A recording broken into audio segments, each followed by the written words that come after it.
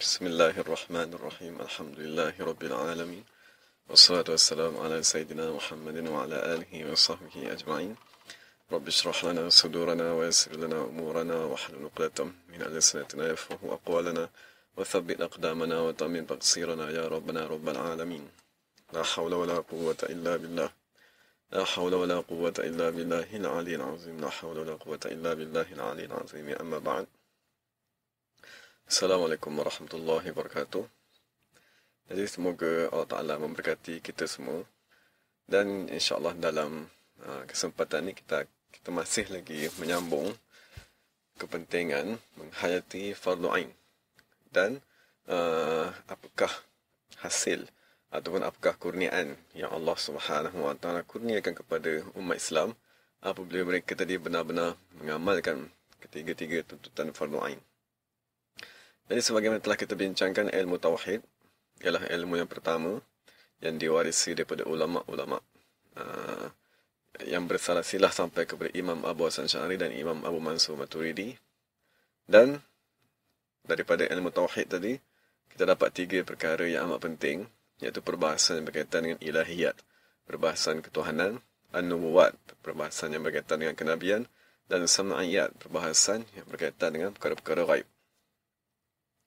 Kemudian kita ada fardu ain yang kedua, iaitu ilmu fiqh yang kita warisi daripada ulama-ulama di dalam mazhab. Dan alhamdulillah kita di Malaysia, di Nusantara, kita mengamalkan mazhab ataupun kita mengamalkan pendapat yang telah dihimpunkan, yang telah dinyatakan, yang telah diijtihadkan oleh Imam Syafi'i radhiyallahu taala anhu. Jadi dalam ilmu fiqh yang merupakan fardu ain yang kedua tadi terdapat 4 perbahasan yang amat penting. Pertamanya ialah perbahasan ibadat. Dan keduanya ialah perbahasan muamalat. Ketiganya ialah perbahasan munakahat. Dan keempatnya ialah perbahasan jinayat.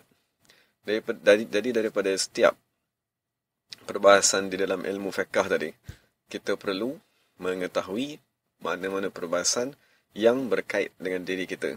Sekiranya kita ingin memulakan ibadat, seperti sampainya seseorang tadi balik, maka dia mestilah mengetahui tentang kewajipan sembahyang. Dan apabila masuk saja bulan Ramadan, dia mestilah mempelajari tentang puasa.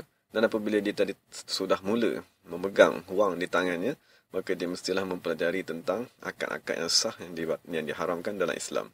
Dan apabila jadi ingin mendirikan rumah tangga, mestilah dia mempelajari syarat-syarat perkahwinan, rukun, adab, tertib dan sebagainya, mengikut perkara-perkara yang berkaitan dengan dirinya. Dan itu adalah fardu ain yang kedua, iaitu ilmu fiqh. Jadi kita ada fardu ain yang ketiga, iaitu ilmu tasawuf. Jadi ilmu tasawuf ni kita maklum bahawa ia ini dibawa oleh ulama-ulama yang digelar sebagai ulama sufi. Jadi ulama sufi ni yang pertama sekali menulis ataupun menyusun ilmu tasawuf adalah Syekh Junaid Al-Baghdadi radhiyallahu ta'ala anhu. Dan ilmu tadi disampaikan daripada satu generasi kepada satu generasi, daripada satu generasi sehinggalah sampai kepada kita hari ini. Dan golongan ulama yang membawa ilmu tasawuf tadi, yang mempraktikkan amalan-amalan di dalam ilmu tasawuf lalu diajarkan kepada manusia, maka ulama tadi berada di dalam tarekat sufi. Sebagaimana kita maklum Syekh Abu Hasan Syadzili radhiyallahu taala anhu, dia tadi mengembangkan amalan di dalam ilmu tasawuf yang diwarisi daripada Sayyidina Ali radhiyallahu taala anhu. Dan di zaman Abu Hasan Syadzili ajaran tersebut berkembang, maka dinisbahkan pengamalan pembersihan jiwa tadi kepada Imam Abu Hasan Syadzili, lalu gelar sebagai Asy-Syadziliyah ataupun Tarekat Asy-Syadziliyah. Jadi daripada situ kita dapat lihat 3 fardu ain yang penting yang perlu dicapai oleh semua umat Islam. Dan kita dah bincangkan pada pengajian-pengajian lalu, di dalam setiap fardu ain yang 3 tadi ada beberapa amalan yang dituntut. Sebagaimana di dalam ilmu tauhid, kita dituntut untuk mengenal Allah Subhanahu Wa Taala dengan dalil-dalil akalnya, dan mengenal Nabi Muhammad SAW, dan beriktikad dengan perkara-perkara ghaib. Dan di dalam ilmu fiqh, kita dituntut untuk mengamalkan arahan-arahan yang berkaitan dengan zahir manusia seperti solat, sujud, rukuk dan sebagainya, menunaikan haji, umrah, zakat. Dan apabila kita bincangkan tentang ilmu tasawuf, kita diarahkan ataupun kita tadi diwajibkan ke atas kita membersihkan hati. Cuma ulama radhiyallahu anhum mereka menyatakan cara untuk membersihkan hati tadi ialah dengan beristighfar, bersungguh-sungguh memohon ampun daripada Allah Subhanahu wa taala, kemudian dan dengan seseorang tadi berzikir dengan ijazah daripada gurunya sampai kepada Rasulullah SAW. Itulah dua cara, dan dengan menahan hawa nafsunya, kan, menahan hawa nafsunya, syahwat-syahwatnya. Jadi itulah tiga-tiga tuntutan yang perlu kita maklumi di dalam pembahagian fardu ain tadi. Yang pertama ialah mengenal Allah Subhanahu wa taala, yang kedua fiqh berkaitan dengan amalan zahir manusia, dan yang ketiga ialah ilmu tasawuf yang secara khususnya berkaitan dengan hati manusia. Jadi kita dah bincangkan apabila mana-mana individu Muslim, mana-mana umat Islam, di mana saja mereka berada, apabila mereka tadi melaksanakan ketiga-tiga tuntutan fardu ain, maksud apabila dia tadi betul-betul berusaha mengenal Allah, sifat-sifat yang telah dinyatakan oleh ulama yang dikenali di negara kita sebagai sifat 20 tadi, dan dia tadi mengamalkan ibadat fiqahnya, menunaikan solat 5 waktu, dan dia tadi berusaha membersihkan hatinya dengan zikir dan istighfar sebagaimana diajarkan oleh gurunya, maka dia tadi akan dihukumkan ataupun dia tadi akan dikenali sebagai orang yang bertakwa. Kerana bertakwa ialah orang yang melaksanakan arahan dan orang yang meninggalkan larangan. Jadi apabila kita dah bincangkan ketakwaan, maka Allah Ta'ala akan mengurniakan kepadanya ilmu nafi'. Daripada firman Allah Ta'ala, wattaqullah wa yu'allimukumullah. Dan dengan ketakwaan itu jugalah dia akan dikurniakan dengan al-furqan, membeza antara hak dan batil. Ini semua kita dah bincangkan, cuma kita ulangkan, moga-moga dapat mengingatkan diri saya dan semua pendengar insya-Allah. Dan yang ketiga, apabila seseorang tadi betul-betul mengamalkan fardu ain, dia akan dikurniakan dengan akhlak yang mulia. Maksudnya dia akan dijauhkan daripada sifat orang-orang yang fasik.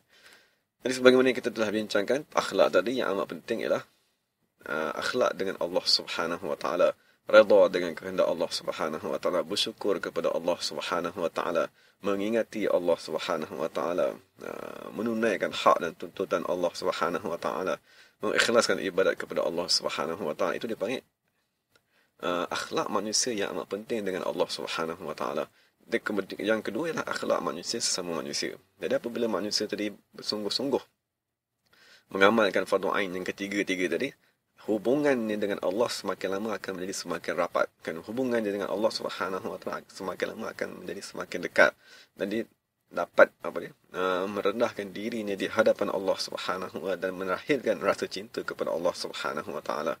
Itu apabila dia mengamalkan keseluruhannya ketiga-tiga fardu ain tadi. Jadi kita fahami perkara tersebut daripada firman Allah Ta'ala, apabila manusia tadi panjang masa lalainya. Dan kita dah faham tadi, lalai ataupun tidak mengingati Allah ialah meninggalkan tuntutan di dalam ilmu tasawuf, maka akan menyebabkan faqasat qulubuhum, hatinya akan menjadi keras.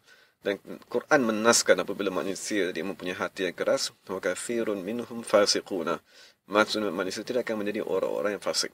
Jadi semua masalah yang melibatkan masalah sosial dan masalah diri manusia, masalah yang berkaitan dengan rosak akhlak dan sebagainya, di peringkat mana sekalipun kedudukan manusia tadi, kesemuanya disebabkan oleh hati mereka yang keras, yang tidak takut kepada siksaan Allah Subhanahu wa taala. Cuma sekiranya kita tanya, kenapakah hati manusia menjadi keras? Allah sendiri yang menaskan, fatala alaihimul amad, panjang di atas mereka tadi masa lalai. Masa yang begitu panjang berlalu, 10 tahun, 20 tahun, 30 tahun, tidak mengingati Allah Subhanahu wa taala. Jadi disebabkan masa yang panjang berlalu dalam hidup mereka tidak mengingati Allah, akan menyebabkan hati mereka keras dan akhlaknya akan menjadi rosak. Jadi di sebalik daripada pemahaman tersebut, sekiranya seseorang tadi benar-benar mengamalkan ketiga-tiga tuntutan fardu ain. Maksudnya bukan mengamalkan dua saja, bukan mengamalkan tauhid dan fiqh saja, bahkan dia tadi mengamalkan tuntutan di dalam tasawuf ketiga-tiganya dengan sempurna, ketahuilah bahawa Allah Subhanahu wa taala akan mengurniakan kepadanya hati yang lembut, dan insya-Allah akan dikurniakan dengan akhlak yang mulia. Dan akhlak yang paling penting ialah akhlak dengan Allah Subhanahu wa taala. Dan yang keempat, kita dah bincangkan tentang faedah mengamalkan fardu ain ialah Allah Taala akan menjauhkan bala daripada umat Islam. Kan sebagaimana nas daripada Al-Quran, apabila manusia tadi memohon istighfar dan ampun daripada Allah Subhanahu wa taala, maka Allah Taala tidak akan mengazab mereka, tidak akan menurunkan bala bencana yang amat kuat, yang amat berat ke atas umat manusia. Itu faedah keempat lah yang kita dah bincangkan tentang kemanfaatan ataupun kurniaan dan faedah yang dicapai oleh seseorang Muslim apabila dia tadi mengamalkan fardu ain. Jadi hari ini kita akan bincang perkara yang kelima lah, iaitu yang dapat difahami dari firman Allah Subhanahu wa taala di dalam surah Az-Zukhruf ayat 36. Maksudnya Allah Taala berfirman, di dalam surah Az-Zukhruf ayat 36, wa man ya'shu an dzikrir rahman nuqayyid lahu syaitanan fahuwa lahu qarin.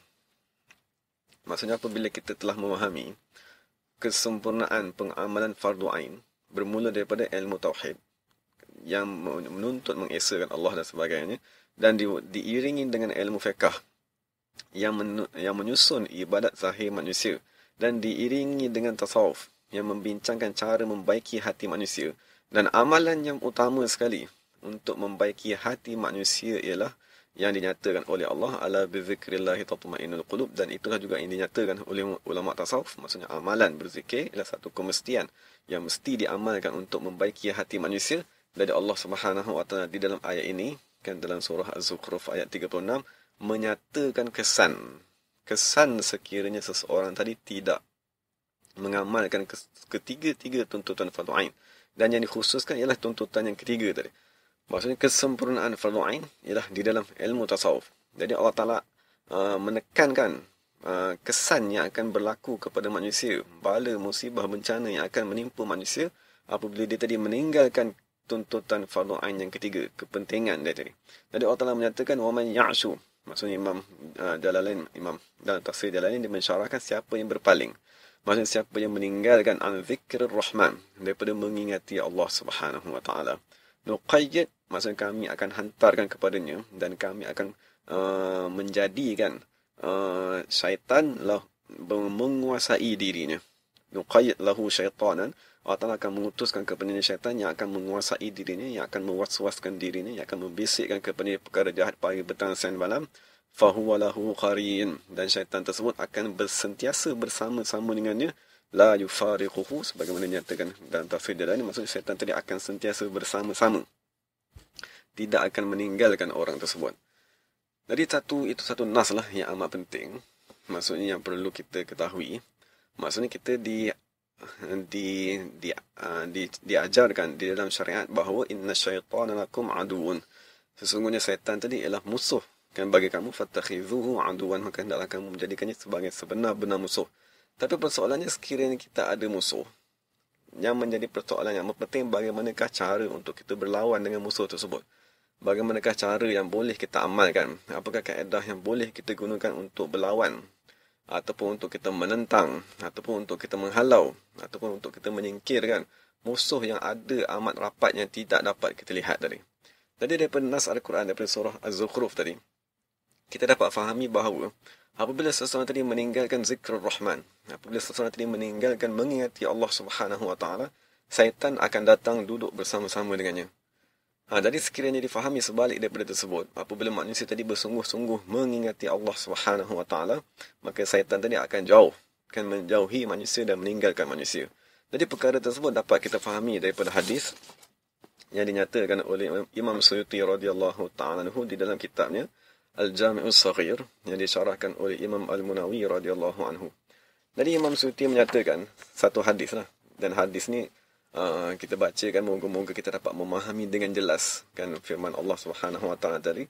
Maksudnya Nabi sallallahu alaihi wasallam bersabda, inna syaitana wadi'un khutamahu, sesungguhnya syaitan tadi meletakkan belalainya ataupun meletakkan paruhnya ala qalbi bani Adam, di atas hati anak Adam. Fa in dzakarallaha ta'ala khanas, apabila manusia tadi mengingati Allah Subhanahu wa taala, maka syaitan tadi akan lari dan berundur ke belakang. Dan apabila wa in nasiyallaha taqama qalbah, dan apabila manusia tadi melupakan Allah Subhanahu wa taala, nescaya syaitan tadi akan memakan hati, ataupun akan memakan hatinya, atau syaitan tidak akan dekat kepada hatinya. Jadi di dalam syarah ni, saya bacakan syarah lah yang dinyatakan oleh Imam Munawi. Maksudnya Imam Munawi berkata, syaitan lari menjauhi manusia adalah berdasarkan kepada seseorang tadi mengamalkan zikirnya. Sekiranya orang tadi berkekalan di dalam zikir, ataupun mengamalkan zikirnya pagi, petang, siang dan malam, hatinya sentiasa ingat kepada Allah Subhanahu wa taala, maka syaitan akan lari jauh daripada orang tersebut. Dan Imam dalam syarah dia kata, manusia berbeza-beza kedudukannya dalam permasalahan tersebut. Maksudnya setiap orang semakin kuat dia mengingati Allah Subhanahu wa taala, maka semakin jauh syaitan daripadanya. Maka oleh sebab itulah Imam Nawawi berkata, oleh sebab itulah syaitan mereka tadi amat takut dan menjauhkan diri mereka daripada wali-wali Allah Subhanahu wa taala. Jadi Imam Nawawi membawa satu kalam, maksud membawa kisah daripada Abu Sa'id Al-Kharraz. Maksud dia berkata, daku melihat iblis. Maksud Syekh Abu Sa'id Al-Kharraz dia kata, daku melihat iblis, dan daku melihat iblis tadi lari menjauhkan diri daripadaku. Maksud jadi Syekh Abu Sa'id Al-Kharraz berkata, wahai syaitan, apakah yang telah daku lakukan sehingga kamu tadi lari menjauhiku? Maka syaitan sendiri menjawab, dia kata, lazimtumuz zikra wa tarahtum ma ukhadi'u bihi. Maksud kamu melazimi zikir. Maksudnya kamu tadi sentiasa mengekalkan hati kamu hidup dengan zikir Allah Subhanahu wa taala, dan syaitan berkata kamu membuang perkara yang ataupun perangkap yang aku gunakan untuk memerangkap kamu. Jadi Syekh Abu Sa'id Al-Kharraz berkata, apakah perangkap yang kamu pasang pada diriku? Ataupun apakah perangkap yang kamu letakkan pada diriku, lalu aku meninggalkannya dan kamu tak dapat untuk menipuku? Maka syaitan menjawab, ad-dunya. Ketahuilah bahawa perangkap ataupun umpan yang dibuat oleh syaitan untuk memesongkan manusia ataupun untuk melalaikan manusia ialah dunia. Maksudnya keinginan kita terhadap dunia, kan, cinta kita terhadap dunia, pemikiran pagi, petang, siang dan malam yang hanya tiada tujuan melainkan memikirkan dunia saja. Kemudian syaitan tersebut lari, pergilah jauh daripadaku. Jadi di dalam syarah tu juga Imam Ghazali radhiyallahu taala anhu dia berkata, sekiranya hati manusia tadi dikuasai dengan mengingati dunia dan hati manusia tadi mengikut tuntutan syahwat, maka ketahuilah bahawa syaitan dia akan mendapati jalan untuk mewaswaskan manusia. Dan apabila hati manusia tadi berpaling kepada mengingati Allah Subhanahu wa taala, maksudnya apabila kita bincangkan mengingati Allah ataupun kita bincangkan zikir, maksudnya kita kena faham itu ialah tuntutan di dalam ilmu tasawuf. Maksudnya salah satu tuntutan di dalam fardu ain. Maksudnya apabila Imam Ghazali menceritakan tentang zikir tadi, maksudnya orang tadi menyempurnakan tuntutan fardu ain yang ketiga. Di samping tuntutan fardu ain yang pertama yang telah disempurnakan, iaitu mengenal Allah. Dan di samping tuntutan fardu ain yang kedua, iaitu sembahyang, puasa, haji, zakat yang disempurnakan. Cuma sekarang ni apabila disampai kepada kesempurnaan tadi, dia dah mengenal Allah Subhanahu wa taala, zahirnya telah beribadat kepada Allah Subhanahu wa taala, dan sekarang dia sampai kepada tuntutan di dalam ilmu tasawuf. Maka Imam Ghazali kata, apabila hati manusia tadi mengingati Allah Subhanahu wa taala, maka syaitan akan pergi jauh daripadanya dan akan sempit laluan-laluan untuk syaitan. Jadi daripada sini kita dapat faham bahawa yang sebagaimana hadis yang masyhur, kan, Nabi sallallahu alaihi wasallam bersabda, apabila Sayyidina Umar radhiyallahu ta'ala melalui mana-mana jalan, maka ketahuilah syaitan tadi akan lari melalui jalan yang lain. Jadi sekarang ni barulah kita faham mengapakah syaitan tadi takut kepada manusia, dan bagaimanakah cara untuk kita tadi melawan ataupun untuk kita tadi menentang syaitan. Jadi difahami daripada ayat Al-Quran tadi, ataupun difahami dengan hadis-hadis tadi, difahami bahawa zikir yang dituntut di dalam ilmu tasawuf ialah senjata bagi umat Islam. Kan, zikir yang diarahkan oleh Allah Subhanahu wa taala di dalam firman-Nya seperti ya ayyuhallazina amanu zkurullaha zikran katsiran, bahawa zikir tersebut ialah senjata, kan, bagi setiap umat Islam untuk berlawan dengan syaitan yang berada di dalam dirinya, yang berjalan di dalam darahnya, yang sampai kepada seluruh pelusuk manusia tadi untuk menyesatkan manusia. Jadi di sini kita dapat lihat kepentingan mengamalkan ketiga-tiga fardu ain tadi. Jadi sekiranya kita tadi meninggalkan arahan fardu ain yang ketiga tadi, maka Imam Ghazali sendiri memberitahu bahawa orang tersebut sentiasa kekal di dalam waswas syaitan. Maksudnya orang tersebut sentiasa kekal di dalam bisikan syaitan kerana hatinya lalai daripada Allah Subhanahu wa taala. Jadi bisikan syaitan ni amat berbahaya. Kan, sebagaimana kita baca di dalam nas-nas Al-Quran menyatakan syaitan antara aktivitinya yang paling penting ialah menyesatkan manusia, pertama menyembah selain daripada Allah Subhanahu wa taala. Itu daripada sudut hubungan manusia dengan Allah Subhanahu wa taala, syaitan dia amat usaha membisik-bisikkan ke dalam diri manusia agar menyembah selain Allah. Maka wujudlah agama menyembah syaitan, menyembah pokok, menyembah bulan, menyembah matahari, kerana semuanya dengan bisikan daripada syaitan dan iblis. Tapi sesama manusia, syaitan tadi dia amat berusaha untuk memecah belahkan umat Islam. Innama yuridu syaitan an yuqi'a bainakumul adawata wal baghdha. Kan maksudnya syaitan tadi kan dalam banyak dosa-dosa atau banyak perkara-perkara jahat yang dia campakkan manusia dalam perkara jahat tersebut, tujuannya ialah untuk al-baghdha wal adawah, untuk mewujudkan permusuhan sesama manusia dan mewujudkan kebencian antara satu sama lain. Sebagaimana syaitan tadi berusaha untuk memisahkan antara anak dan bapanya. Syaitan tadi berusaha untuk merosakkan rumah tangga. Dan syaitan tadi dalam dosa-dosa yang dibuat oleh umat manusia, syaitan tadi dia berusaha agar manusia ni berpecah belah, bergaduh sesama sendiri. Itu semua ialah bisikan syaitan kan, yang sentiasa dibisik-bisikkan, memecahkan sesuatu organisasi, memecahkan sesuatu jemaah, memecahkan sesuatu kumpulan. Tujuannya ialah untuk melemahkan umat Islam. Jadi semua ni dapat dilakukan oleh syaitan. Maksudnya syaitan dapat meresap ke dalam setiap tempat ataupun ke dalam setiap urusan manusia, menyesatkan manusia, memesongkan pemerhatian manusia, ialah kerana manusia tadi meninggalkan amalan fardu ain. Maksudnya manusia tadi meninggalkan kesempurnaan mengamalkan ketiga-tiga fardu ain. Kerana kita dah maklum bahawa tuntutan fardu ain tadi ada 3. Tauhid, fiqh dan tasawuf. Sekiranya kita tinggalkan yang ketiga, kita hanya mengamalkan 2 saja, maka syaitan masih lagi mempunyai jalan. Dan syaitan masih lagi mempunyai tempat ataupun lorong dan peluang untuk memesongkan manusia dan membisikkan kepada manusia. Dan itu satu perkara yang nak dibincangkan sekarang lah. Maksudnya kepentingan apabila seseorang tadi mengamalkan fardu ain, maksudnya dia telah memulakan peperangan dengan syaitan. Maksudnya dia telah memulakan mengangkat senjata melawan dengan syaitan. Maksudnya syaitan, sebagaimana Nabi kata tadi, dia duduk dekat hati manusia. Cuma persoalannya, bilakah dia lari? Maka nas daripada hadis Nabi mengatakan, apabila manusia tadi mengingati Allah Subhanahu Wa Taala, maka syaitan tadi dia akan lari ke belakang. Maksudnya dia akan lari menjauhkan dirinya. Maka itu dengan sebab itulah syaitan tadi dinamakan dengan khannas. Dan kita selalu baca min syarril waswasil khannas, daripada kejahatan syaitan yang sentiasa lari, bukan berundur ke belakang kerana takutkan zikir yang dibaca di dalam hati manusia tadi. Jadi dapat juga kita fahami kepentingan tadi ialah daripada firman Allah Subhanahu Wa Taala yang kita selalulah baca di dalam surah Yasin. Maksudnya Allah Subhanahu Wa Taala berfirman, alam a'ahad ilaikum ya bani adam alla ta'budu syaitan innahu lakum aduwwun mubin wa an ya'buduni hadza siratun mustaqim. Tadi daripada ayat Quran yang kita bacakan tadi, Allah Taala telah meletakkan bahawa apabila kita tadi benar-benar ingin menyembah Allah Subhanahu Wa Taala, apabila kita tadi ingin benar-benar mentaati Allah Subhanahu Wa Taala, maka mestilah disertakan dengan menderhakai syaitan. Maksudnya ramai daripada kita mungkin kita rasa tuntutan daripada Allah Subhanahu Wa Taala ialah semata-mata semayang, ataupun tuntutan daripada Allah Subhanahu Wa Taala ialah semata-mata pergi haji dan umrah. Jadi itu ialah benar, kerana itu ialah mentaati Allah Subhanahu Wa Taala.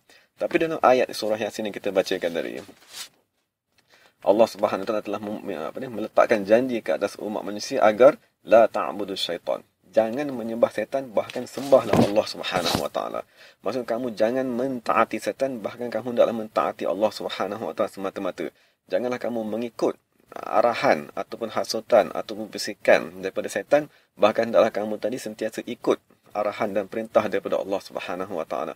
Janganlah kamu tadi menjadikan syaitan tadi sebagai kawan kamu, ataupun pengiring kamu, ataupun sebagai qarin kamu di mana-mana saja. Bahkan hendaklah kamu menjadikan awliya Allah, ataupun orang-orang yang sadiq, ataupun orang-orang yang benar tadi, kan, sebagai sahabat karib kamu, ataupun orang yang sentiasa berada di sisi kamu. Jadi sekarang ni, untuk mentaati Allah, untuk mengikut ajaran Allah Subhanahu Wa Taala, untuk menunaikan arahan, itu banyak kita pelajari. Dan itu kita amat fahami. Kerana kita mengetahui tuntutan solat, kita mengetahui tuntutan puasa, kita mengetahui tuntutan hendaklah menunaikan zakat, dan kita mengetahui juga tuntutan untuk muamalah Islam, kita mengetahui juga tuntutan untuk menakahat, dan tuntutan yang lain dalam ilmu fiqh. Tapi persoalannya, di samping kita disuruh mentaati Allah Subhanahu Wa Taala dan kita memperhambakan diri kepada Allah Subhanahu Wa Taala, kita dilarang untuk mentaati syaitan. Dan kita dilarang untuk memperhambakan diri kepada syaitan. Dan kita dilarang untuk mengambil syaitan tadi sebagai kawan. Bahkan hendaklah kita tadi menderhakai syaitan. Bahkan hendaklah kita menjadikan syaitan tadi benar-benar musuh. Kan sebagaimana Allah Ta'ala kata, innahu lakum aduwwun mubin. Kan sungguhnya syaitan tadi bagi kamu wahai umat manusia ialah musuh yang amat nyata. Dan apabila kita bincangkan musuh, kan musuh yang amat nyata, maka mesti ada senjata yang mesti kita gunakan untuk melindungi diri kita daripada musuh tersebut. Mesti ada senjata yang mesti kita simpan di dalam tempat-tempat yang boleh diserangkan oleh makhluk tersebut. Jadi kita dah maklum, syaitan tadi, kan dia akan menyerang hati manusia. Dia akan membisikkan ke dalam hati manusia. Dia akan mewaswaskan dalam hati manusia. Jadi persoalannya, apakah alat ataupun apakah senjata ataupun apakah amalan yang disyariatkan di dalam Islam, yang dinyatakan di dalam Al-Quran, yang disyarahkan oleh Nabi Muhammad SAW, satu-satunya amalan yang perlu kita amalkan untuk menjauhkan syaitan daripada hati manusia, maka daripada situ kita dapat fahami amalan ataupun arahan ataupun tuntutan ke atas setiap umat Islam untuk menjaga hatinya daripada dibisik oleh syaitan. Dan itulah satu-satunya cara untuk kita menghalau syaitan, untuk kita memukul syaitan, untuk kita menjauhkan syaitan daripada hati kita. Maka cara ialah dengan tadi mengingati Allah Subhanahu Wa Taala. Sebagaimana kita dah baca hadis tadi, sebenarnya syaitan tadi meletakkan belalainya di atas hati manusia. Apabila dia mengingati Allah Subhanahu Wa Taala, maka syaitan tadi akan lari. Jadi apabila syaitan lari, kita faham bahawa zikir yang kita baca, zikir yang kita ingatkan di dalam hati manusia tadi ialah satu alat untuk menghalau syaitan. Jadi kita bayangkanlah sekiranya kita meninggalkan fardu ain yang ketiga tadi. Sekiranya kita meninggalkan tuntutan yang diwajibkan oleh Allah Subhanahu Wa Taala, yang disusun oleh ulama radhiyallahu ta'ala di dalam ilmu tasawuf, bayangkanlah sekiranya kita meninggalkan tuntutan tersebut. Sekiranya kita meninggalkan tuntutan tadi, maka nas Al-Quran mengatakan nuqayyid lahu syaitanan. Kami akan mendatangkan satu syaitan, yang syaitan tadi akan menguasai atas manusia tersebut, fahuwa lahu qariyin. Bahkan syaitan tadi ialah sahabat yang akan mengiringi ini ke mana-mana saja dia pergi. Jadi kita tak naklah hidup kita tadi setahun, 2 tahun, 10 tahun, 15 tahun, 20 tahun, ataupun sepanjang masa hidup kita, sahabat kita yang paling setia ataupun sahabat yang bersama-sama kita di mana saja kita pergi ialah syaitan. Kan syaitan yang sentiasa membisikkan dalam hati kita dengan benda berjahat, sentiasa membisikkan dalam hati kita agar riak, kan sentiasa membisikkan dalam hati kita agar sombong, agar memuji diri sendiri, agar membanggakan diri. Kan syaitan tadi sentiasa membisik dalam hati kita agar mencintai dunia, kan, agar memikirkan dunia pagi, petang, siang dan malam. Dan syaitan tadi akan membisikkan dalam hati manusia tadi agar bergaduh kan dengan manusia lain, agar memusuhi sesama Islam, agar mencela sesama Islam, agar mereka tadi berpecah belah, agar umat Islam tadi tidak boleh bersama-sama untuk memajukan atau untuk membangunkan agama Allah Subhanahu Wa Taala. Jadi kesemuanya ialah kerana manusia tadi meninggalkan amalan fardu ain. Jadi kita dapat lihat bagaimana Allah Subhanahu Wa Taala menjaga umat Islam. Bagaimana Allah Subhanahu Wa Taala menjaga muslimat, maksudnya menjaga setiap individu muslim tadi dengan hanya memfardukan ke atas mereka fardu ain. Jadi sekarang kita dapat lihat kepentingan dan keagungan fardu ain yang difardukan oleh Allah Subhanahu Wa Taala. Maka oleh sebab itulah Nabi sendiri sama-sama bersabda, talabul ilmi faridatun ala kulli muslim. Menuntut ilmu yang dihukumkan sebagai fardu ain tadi menjadi satu kewajipan ke atas setiap umat Islam. Tapi apabila umat Islam tadi meninggalkan amalan tu, meninggalkan amalan arahan tuntutan daripada fardu ain, maka amat merugikan manusia. Dan sekarang kita tengah bincangkan, apabila kita meninggalkan tuntutan fardu ain, kita sebenarnya membuka jalan, kita sebenarnya membuka peluang, kan, membuka pintu yang amat besar kan bagi syaitan untuk memasuki diri kita, kan, untuk syaitan tadi mewaswaskan diri kita, untuk syaitan tadi menghasut kita sesama sendiri, untuk memfitnah kita, dan untuk menyebabkan manusia tadi tak tahu apakah tujuannya dan apakah yang sepatutnya dia buat di dunia ni, kerana hatinya hanya dibisikkan oleh syaitan yang menjadi guru selama-lamanya dalam hatinya. Cuma sekarang ni kita bincangkan apakah caranya, kan, apakah kedudukan dan kepentingan fardu ain dalam kita melawan syaitan tadi.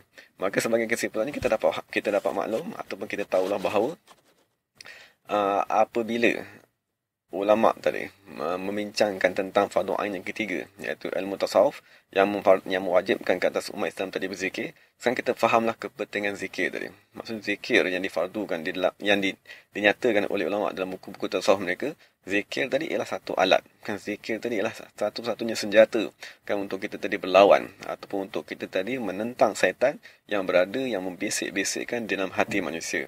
Jadi moga-moga daripada perbahasan yang kita dah bincangkan tadi, kita dapat mengetahuilah tentang mentaati Allah mestilah disertakan dengan menderhakai syaitan. Mentaati Allah mestilah disertakan dengan menentang syaitan. Mentaati Allah Subhanahu wa taala mestilah disertakan dengan memusuhi musuh Allah Subhanahu wa taala.